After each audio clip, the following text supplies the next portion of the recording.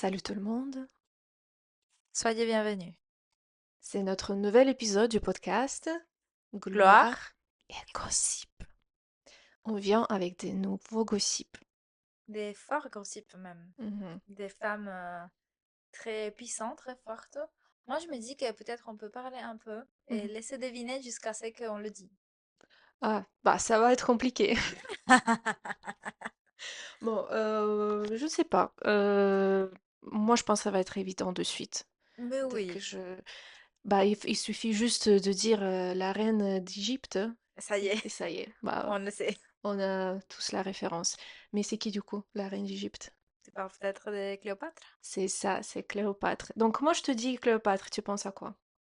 Femme forte, femme, genre une reine, une personne aussi végative, Mhm. beaucoup de vengeance Ouais. là-dedans, intelligente et enfin vive quoi. Genre Mmh. quelqu'un qui sait tout et qui peut tout gérer. Oui, c'est cool que tu me sors ça parce qu'il y a beaucoup de gens qui ont des associations avec Cléopâtre comme manipulatrice, séductrice, Oui, beaucoup d'amants, très belle et basta, ça suffit. mais est-ce que c'est parce que c'est Cléopâtre ou c'est parce que c'est une femme? Parce qu'il suffit qu'une femme soit hyper forte, hyper bien pour qu'elle soit une manipulatrice. Ouais, c'est ça. Bah, parce que oui, genre, il y avait peut-être des petites histoires par-ci par-là il avait des amants et des gens. Mais bon, enfin, et les hommes donc. Et Ouais. les hommes. Oui, ben bien sûr, mais souvent quand on parle de Cléopâtre, on la voit comme manipulatrice et une jolie femme, alors que c'est dommage de réduire cette femme forte à que ces adjectifs-là, parce C'est qu'elle vrai était que, beaucoup plus que ça. en effet, pour moi, la première chose que j'avais pensé, c'est elle est trop belle. Elle est Mhm. magnifique. Mhm. Elle est la plus belle femme de toutes. Tu sais ce qui est drôle? Dans les œuvres historiques, il n'y a pas de mention qu'elle était belle. Personne dit qu'elle était belle. Bah, surtout, ce qui était mis en avant par rapport à Cléopâtre, c'était son charisme, son charme. Elle savait comment communiquer avec des gens en fonction de leur niveau. Donc, c'était ça ce qui faisait sa force. Waouh, Et c'est c'était charmant. drôle, j'ai vu récemment, il y avait ces images qui ont été reconstruites par les historiens. Mhm. Et on dirait pas que c'était une femme belle du point de vue conventionnel. Donc, c'était Peut-être de notre point de vue d'aujourd'hui. ouais, ouais, c'est vrai. Mais ce qui est vrai, qu'elle mettait beaucoup d'importance à la beauté. Donc, c'est les Ah, ça. bains de Cléopâtre, l'épilation, c'est elle qui l'a inventé. Mais non. Le vernis, c'est elle qui mettait, qui faisait des ongles, bon, même C'est s'il n'y avait vrai? pas de technologie à l'époque. Donc, C'est elle sa faisait tout faute ça. donc. Ouais, C'est ouais, sa ouais. faute. C'est sa faute, elle a imposé tout ça. Elle adorait passer des heures dans ses bancs de lait et du miel. Elle mettait beaucoup d'importance dans l'aspect de la beauté, mais quand même, c'était une femme extrêmement intelligente. Oui. C'est quelqu'un qui était très forte en philosophie, l'art, sciences, politique. Elle parlait 8 langues étrangères. 8. 8, ouais, donc Wow. bah moi, en tant que prof de langue, bon courage à mes élèves de maîtriser toutes ces Oh langues-là. mon Tu Dieu. sais pourquoi elle voulait parler toutes 8 langues étrangères? Parce qu'elle voulait être capable de faire transmettre les messages sans embaucher des interprètes. Elle faisait pas Bien sûr. confiance, control freak, autrement. Ah bah, Voilà, elle ça a du voulait tout sens. gérer. Ça a du sens quand tu es une femme qui est dans les pouvoirs. Tu veux pas qu'une autre personne passe les messages pour toi parce qu'il y a que Dieu qui sait qui va dire, hein. Ouais, ouais, ouais. Donc elle voulait tout contrôler et elle passait des heures à la bibliothèque d'Alexandrie parce que elle voulait être à niveau. Et elle était. Elle était pas que belle, elle était très intelligente. Wow. Moi, Ouais. chaque fois que je pense à la bibliothèque d'Alexandrie qui a été détruite Ouais. avec toutes les connaissances. Combien des années enfin, je sais qu'il y a des années, des sagesse qu'on a perdues Mhm. à cause de cet incendie. Et ça Mhm. m'énerve, ça me Ouais, rend triste. ouais. Mais Ah, l'époque de Cléopâtre, c'est l'année 60 avant Jésus-Christ. Avant Jésus-Christ, en avant fait, c'est vraiment Jésus-Christ. l'Égypte ancienne. Donc, comment c'est possible, en fait? Comment les gens de l'époque, ils pouvaient être si intelligents et ils pouvaient, Et sans Internet, sans Internet, sans Duolingo. sans Duolingo, sans TikTok, sans beaucoup d'autres choses. Voilà. Punaise, et on s'est plaint hein, tous les jours. Et on a Uber. Mhm. On a Uber, on peut commander quand on veut. On est horrible. Ouais, c'est ça. Mais bon, notre Cléopâtre, elle est quand même très très forte. Tout le monde dit qu'elle était exceptionnellement intelligente, même par rapport à ses contemporains. Même elle était la plus intelligente dans la dynastie, dans sa dynastie, tout simplement. Donc il faut pas oublier ce petit détail. Et comment elle est devenue reine d'Égypte? Ok, donc ça, si tu me poses une très très bonne question, parce que là, ce que je commence à vous dire, c'est on va appeler cet épisode Game of Thrones version égyptienne. Oh my god. parce que là, il y a Attends, beaucoup quelle de famille de fruits. Game of Thrones? Quelle famille? Bah, tu me diras à la fin à quelle famille ça ressemble, s'il y a des ressemblances, justement. Mais là, Cléopâtre, elle appartient à une dynastie grecque déjà. Ok. Intéressant. Donc, Elle c'est n'est pas pas une égyptienne. dynastie égyptienne. Elle est née en Égypte, mais son père, il était grec. Donc, Ok. Ptolémée, c'était le général d'Alexandre le Grand. Et ce qui est drôle aussi, sa sœur, apparemment, elle avait des origines africaines. Ça veut dire que sa mère, Ah, elle avait des origines africaines aussi. Donc, probablement, Cléopâtre, c'est un mélange de pas mal de cultures. ok. On peut pas dire que c'est une étrangère qui est devenue reine d'Égypte, parce qu'elle est quand même née en Égypte, mais c'est vrai que c'est pas vraiment 100% égyptienne qui a conquéri le trône. Ok. Mais elle n'a pas conquéri, parce qu'à 18 ans, son père est décédé, et qu'est-ce qu'elle peut faire? Si la vie était simple, elle Si aurait... bah, elle prend les troncs. Voilà, elle prend le trône, sauf que les femmes à l'époque, elles ne pouvaient pas être reines. Donc, il fallait avoir un mari ou des enfants pour pouvoir régner. Bah, Et elle 60 ans n'avait... avant Jésus-Christ. Ouais. C'est ça, ouais. Elle n'avait... Ben, même après Jésus-Christ, ça n'a Même pas trop après, changé, mais... mais il n'y a pas si longtemps que ça. Ouais. Et donc, elle... 1789 pour être précise. Ouais. En France. Ben, c'est un bon détail. Et elle ne pouvait pas, elle n'avait ni père, il n'avait ni mari, ni enfant. Donc, qu'est-ce qu'elle fait? Elle avait un petit frère de 9 ans. Elle se marie avec son frère. Oh Et non. comme ça, officiellement, il peut devenir reine. Comme ça, elle est reine et elle prend toutes les décisions importantes, mais c'est lui officiellement qui est roi d'Égypte. Bah, roi. Donc on parle de la Lannister.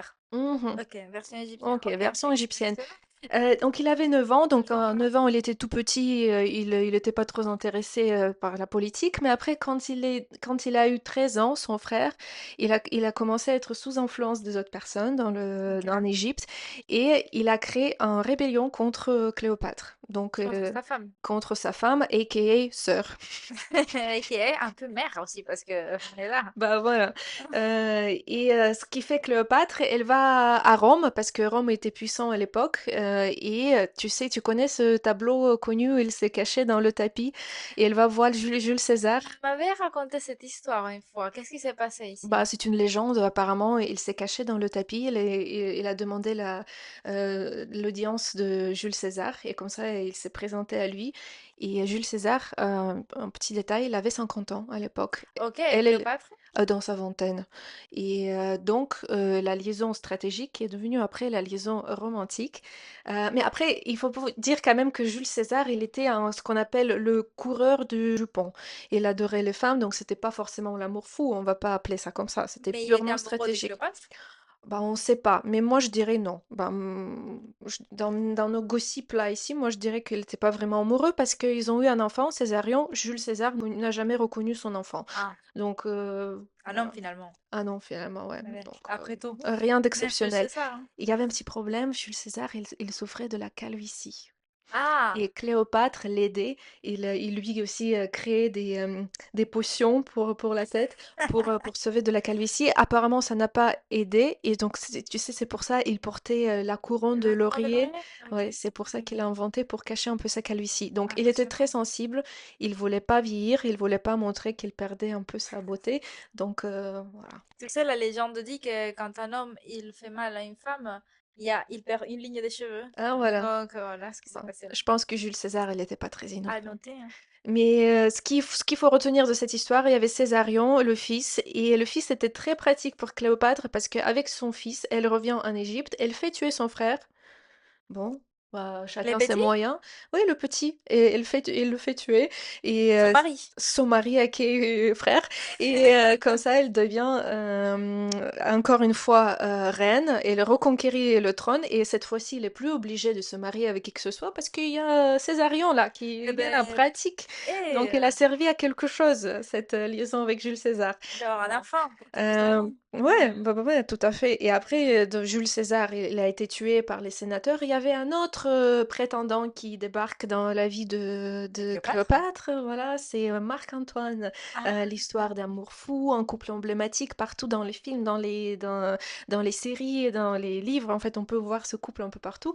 Pareil, c'était une liaison stratégique parce que lui, il était intéressé par la force militaire de l'Égypte à l'époque et elle était intéressée par Rome. Et ils sont devenus, apparemment, ils s'aimaient énormément. Ils avaient eu 3 enfants. Ils ont ouvert un business même. et c'est ça rien? Césarion, on ne sait pas en fait ce qui se passe avec Césarion. Bah là, on va le laisser tranquille. Ok. Césarion, petit à petit, il grandissait. Et il était, je sais pas ce qu'il faisait. Et ils ont 3 enfants de coup. Oui, ils ont Trois eu enfants? 3 enfants. Ils ont ouvert un business. Ils ont ouvert un petit taverne. Oh, Cléopâtre, elle adorait boire de l'alcool, apparemment. Donc c'était une grosse fêtarde. ok. Ouais, donc ils sortaient ensemble. Parfois, ils se déguisaient dans des gens normaux. Ils parlaient avec tout le monde. Ils adoraient. Ils dépensaient de la fortune sur la nourriture, les boissons. Donc elle adorait ça. Ah bah, Et il disait qu'il était déesse aussi, Cléopâtre. Et ah bah ça, elle pensait qu'il n'était pas juste une personne ordinaire, mais déesse de maternité, prospérité, guérison, voilà. Donc, elle les pensait vraiment. elle les pensait vraiment. Donc, bon, on souhaite ça à toutes les On les filles, souhaite. avoir cette estime en soi. Bah oui, On a non, de besoin, fou. hein, en fait. De On fou. a besoin de se sentir comme Cléopâtre, forte et indépendante et Une puissante. déesse, quoi. Non, Ouais, mais moi, avec plaisir, hein. Je noterai les matins, je suis Cléopâtre. ouais, c'est ça. Déesse de Tu la... dirais Oh my de god. la prospérité, ouais, c'est ça. Et avec Marc-Antoine, ça a duré un petit moment, mais le problème que Marc-Antoine, il était tellement amoureux de notre Cléopâtre qu'il a abandonné Rome. Et Ah, ça n'a pas été très apprécié par des gens à Rome. Et comme ça, ils ont utilisé ça comme un prétexte pour lancer la propagande contre Marc-Antoine en disant que, bah, regardez, il est sous influence de cette femme en Égypte. Et comme ça, Octave, celui qui voulait conquérir le mhm. trône, il a lancé une grosse guerre contre tout le monde. Et à la fin de l'histoire, Marc-Antoine, il a appris que Cléopâtre, elle était décédée, ce qui était faux. Elle était toujours en vie. Et il s'est suicidé, notre Marc-Antoine, parce que qu'est-ce que tu fais quand tu apprends que ton amour n'est plus là? Je me suicide. Ouais, il n'y a Ouais. pas d'autre moyen. Non. Non, non, non. Non, non. Voilà, donc C'est ciao. comme à l'Antiquité, quand tu voulais avoir une femme, bah tu la voles. Ouais, Tu la prends. ouais, c'est ça. Voilà. C'est La ça. Belle au bois dormant. Ouais, non, mais entre autres, hein, Roméo et Juliette, on Mhm. a tellement d'exemples de cette même Ouais, donc terrible, hein. ouais, et là, il pouvait pas faire autre chose que prendre sa vie en main et voilà, il s'est suicidé. Mais Cléopâtre, elle a été volée par Octavian. Octavien? Voilà, et elle s'est dit qu'elle veut plus, il ne veut plus vivre non plus parce que sa vie était horrible d'être juste sa prisonnière. Et apparemment, elle s'est tuée elle-même. Il y a une légende selon laquelle elle faisait des poisons, elle adorait l'alchimie et Oui. donc il utilisait son propre truc contre elle. Il y a une autre légende qui dit qu'il s'est fait piquer par un serpent. Ouais, après, il y en a des tableaux, parce qu'il y a des tableaux qui montrent. Il y en a un de. Cabanel. Oui, il y en a un de Cabanel très beau, je pense qu'elle teste Ouais, des poisons. ouais. Et il y en a un aussi de John William Waterhouse, d'elle comme ça en train de faire dans son trône et tout. Genre, Mhm, il y a tellement de tableaux où Cléopâtre, elle est magnifique, mais surtout puissante. mhm, ouais. Genre, vraiment, il y a des trucs dans l'art. Non, bah, j'aimerais bien, si je pouvais revenir en arrière et parler avec quelqu'un de l'époque, ce serait sûrement Cléopâtre. Ouais. Je sais pas si on pourrait échanger, avoir la même langue, mais vu qu'elle parlait 8, peut-être elle aurait pu. Parmi ces 8, j'espère bien avoir l'anglais ou le français. Bah, c'était des anciennes langues. C'était grec, araméen, sparte, donc c'était pas des langues qui sont pratiquées aujourd'hui, mais oui, bah, quand même. À Donc, voir. 8 langues. À Bon apprendre. courage. Bon Donc, courage, ouais, ça serait bien. Donc c'était quand même, voilà un exemple d'une femme forte qui faisait tout ce qu'il fallait pour arriver à son but. Mhm. Bah, moi, enfin, j'ai ramené aujourd'hui une petite histoire un peu moins marrante, je pense. J'aime Peut-être. pas des histoires tristes. Ouais, mais ça inclut un homme, comme ça on peut le détester ensemble, cet homme. Allez, Ça, ça c'est bon. ça on aime. C'est parti. Et cet homme, un homme du coup, s'appelait Diego. Hmm. Mais on va pas commencer par là parce que c'est pas lui le personnage principal de notre histoire. On va voir si on a pu deviner de qui je parle, tout d'abord. Cette petite fille, à l'âge de 6 ans, il a été diagnostiqué d'une maladie, je pense en français on dit polio, si je dis pas de bêtises. Mais c'est une maladie auto-immune, on dit, je pense. Mhm. Et qu'il a laissé avec une jambe un peu plus fine que l'autre, du coup, une jambe qui était un peu plus faible que l'autre, on va dire. Donc, plus elle grandissait, bah, les gens, pareil, se moquaient d'elle parce qu'elle avait ça. Et elle se faisait beaucoup bully. Mais plus elle grandissait, plus elle s'est réaffirmée sur elle-même. Sauf qu'à l'âge de 18 ans, elle a vécu un accident dans un bus. Elle était dans un bus qui a fait un choc. Il y a eu un choc contre un train web. Et en gros, elle a eu des côtes qui se sont brisées. Elle a eu son pelvis qui a été détruit. Sa jambe qui a été coupée. Enfin, pas coupée, mais enfin, fracturée en Mhm. 3 morceaux. Et la pire des choses qui est arrivée, c'est qu'il y a un tube, une barre de bus qui l'a traversé les ventres. Comment tu peux survivre ça? Bah, justement, elle a été résiliente. Son corps, il a bien tenu. Et bah, après, ça l'a clouée au lit, quoi. Elle est restée au lit. On parle de Frida Kahlo. Mm. Et cette femme forte est restée au lit, elle avait que 18 ans, elle est restée jusqu'à ses 22 ans, non, de 18 à 20 ans. Elle est restée au lit, quasiment 2 ans, où son père, il avait installé un miroir et aussi elle l'a mis à peindre. Alors, avant ça, elle peignait pas vraiment. Genre, elle voulait être docteur. Mhm. Et en gros, bah, enfin, elle a resté dans son lit, elle a essayé au maximum de peindre, etc., juste pour sa santé mentale, parce que c'était vraiment impossible pour elle de passer à une autre chose.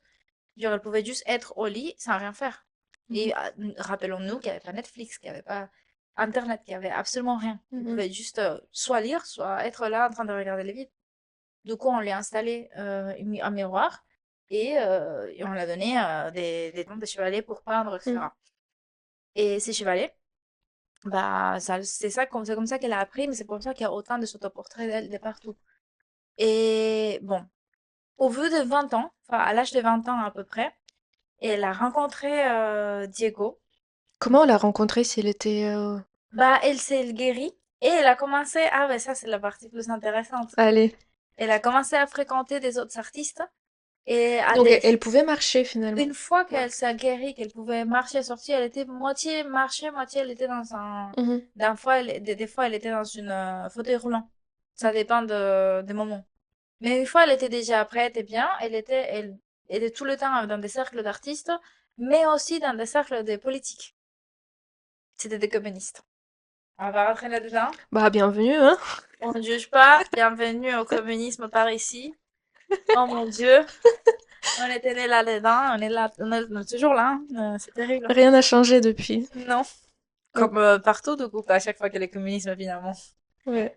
Et du coup, ce qui s'est passé, c'est que cette fille, dans ce type de cercle, rencontre Diego Rivera. Et quand il les rencontre, elle tombe amoureuse. Diego, il était beaucoup plus âgé qu'elle. Il me semble, si je dis pas de bêtises, qu'elle était au moins 20 ans. Il avait au moins 20 ans de plus qu'elle. Ok. Elle était dans sa Jules vingtaine quand César c'est qu'elle a rencontré. Cléopâtre. Oui, 50, 20. on les appelait l'éléphant et les pigeons. Parce Pourquoi? que lui, il était grand, costaud Il et était un pas beau grand gosse. artiste. Il était pas beau gosse. Non. Ah, Bon, de mon dommage. point de vue, je veux pas être méchante ni faire de body shaming. On va mettre une photo et on laisse juger la communauté. Parce que on n'est pas là pour juger, mais vous, oui. Donc, bienvenue. Bah, on juge juste des mauvaises personnes, en fait. Si, Oui, oui. dans ce cas, on peut juger. On peut juger 100% Ouais. Diego, ne vous inquiétez pas. Cette personne, regardez sa tête. Ok. Si t'as mis la photo, regardez sa tête. Il était pas très agréable, hein. Alors, on l'appelait lui l'éléphant parce qu'il était grand. L'éléphant et les pigeons.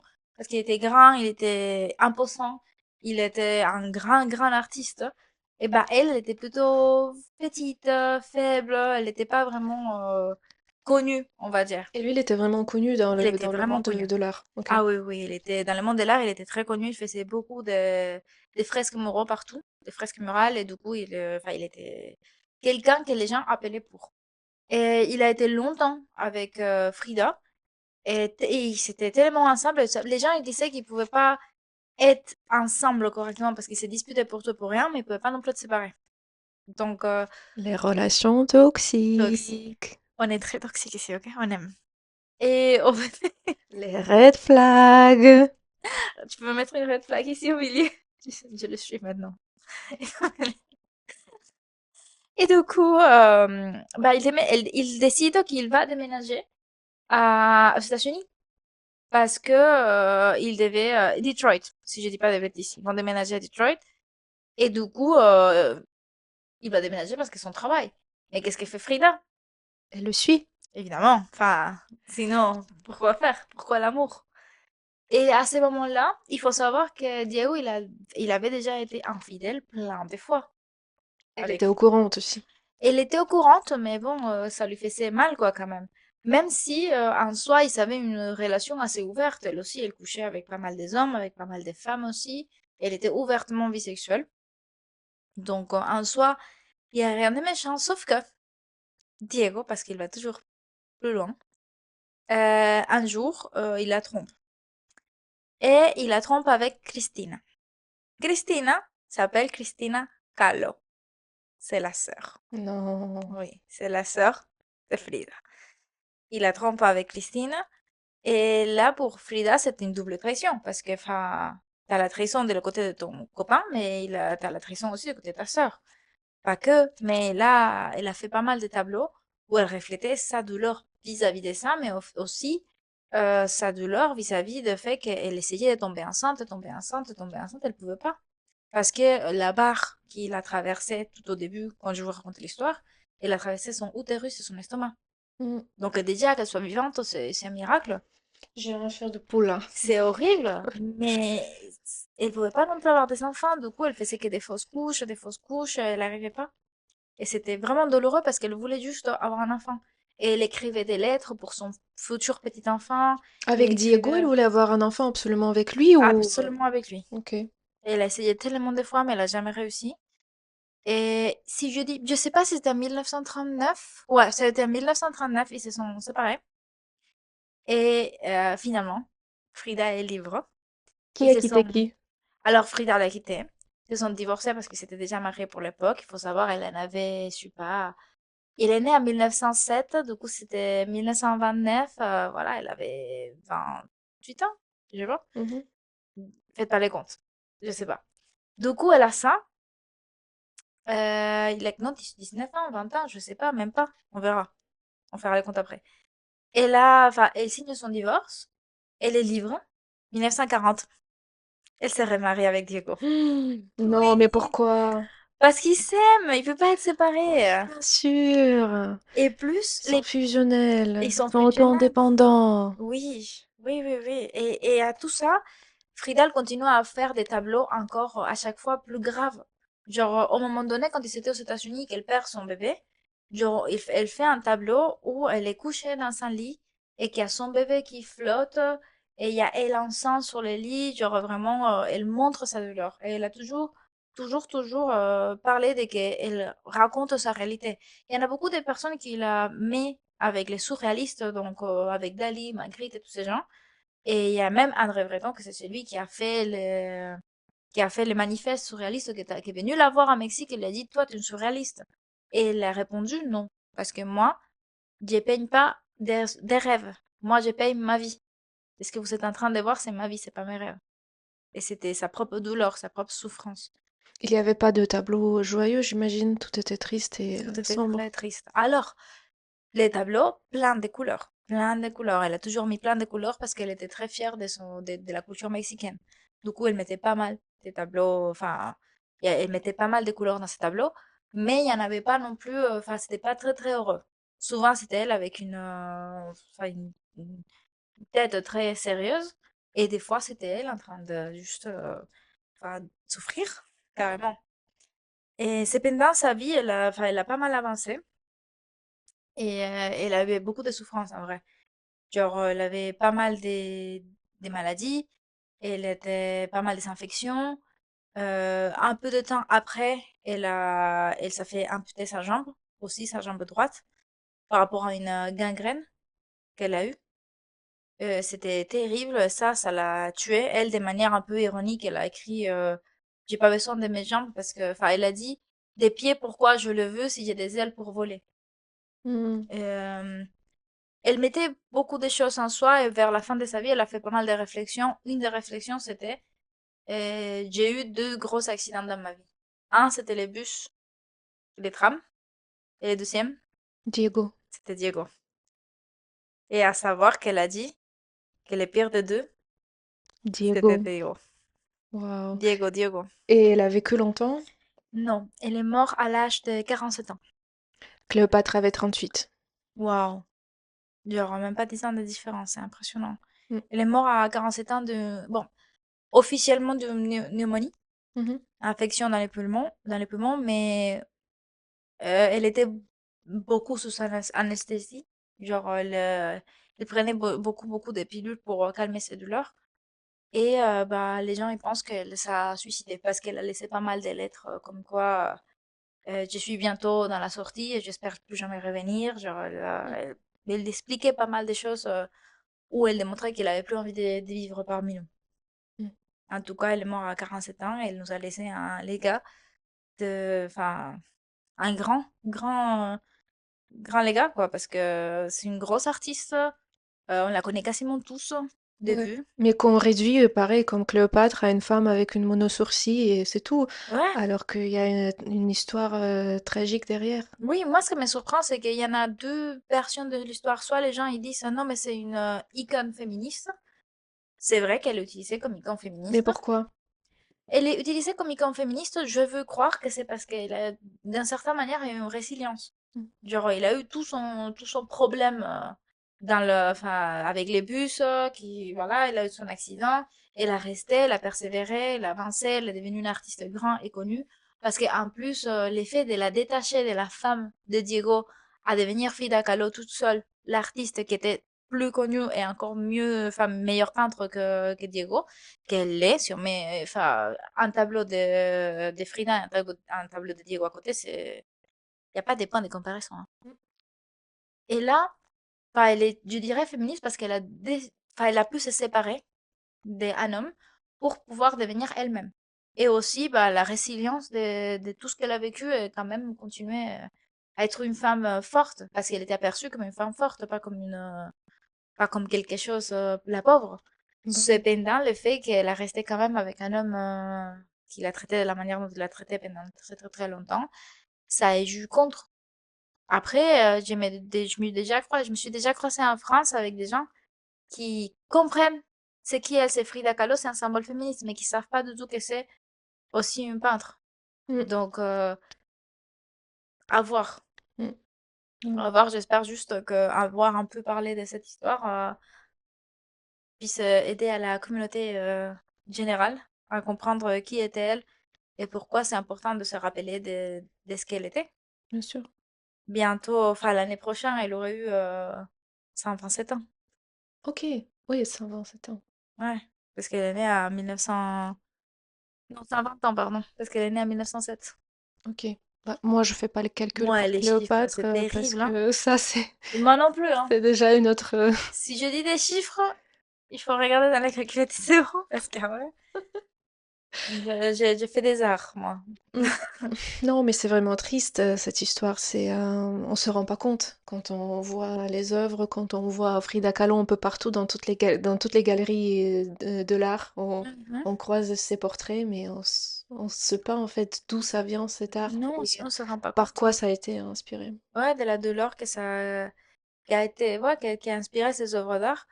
Et si on regarde plus loin, genre, on va voir que toutes ces œuvres d'art, il y a une partie de douleur. Et c'est sûr parce qu'elle mettait vraiment une partie de son âme. Du coup, moi, je suis contente d'avoir écouté l'histoire de Cléopâtre et celle de Frida ensemble parce que c'est toujours des femmes qu'on connaît parce que visuellement, on sait qui sont, mais que, honnêtement, on connaît pas vraiment son histoire ou qui elles sont vraiment, elles, Mm. et pourquoi ils sont arrivés à nos jours. Et j'espère que les gens ils se rendent compte que Cléopâtre Ouais. n'est arrivée jusqu'à nos jours juste parce qu'elle était belle. Et Frida, elle est pas arrivée à Mm. nos jours juste parce qu'elle avait mon sourcil. Ouais. Bah, ici, on avait un petit verre, ici, on aurait pu dire au fin forte, un petit toast. Bah oui, un Pour petit finir. toast pour les filles, Ouais, allez les filles. pour ceux qui Ça reviennent. sort un peu plus tard que la fête internationale des femmes, mais Mais bon, on est là. on est toujours là et Toujours dans les mois de la femme, hein, Mhm. finalement. Ouais. Mais bon, merci beaucoup de nous avoir écoutés encore une fois. Merci. On espère vous retrouver la prochaine fois. Moi aussi. Et à très bientôt. Ciao.